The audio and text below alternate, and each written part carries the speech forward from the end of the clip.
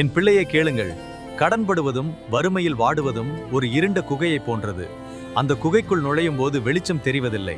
மூச்சு விடுவதற்கு கூட காற்று போதாது. ஆனால் இந்த குகையிலிருந்து மீளவும் வாழ்வை ஒளியால் நிரப்பவும் வழி இருக்கிறது.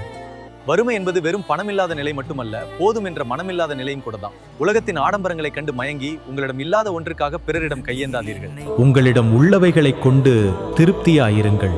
ஆடம்பரமான ஆடைக்காகவும் பிறர் மெச்சும் வாழ்க்கைக்காகவும் கடன் வாங்குவது உங்கள் கால்களில் நீங்களே கட்டிக்கொள்ளும் இரும்பு விலங்கு. எளிமையான வாழ்வே உண்மையான சுதந்திரம். சோம்பேறித்தனம் வறுமையின் தோழன்.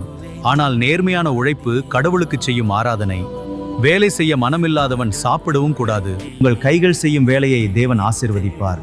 சிறிய வேலையாக இருந்தாலும் அதை முழு மனதோடு செய்யுங்கள். உங்கள் வரவுக்குள் செலவு செய்யுங்கள்.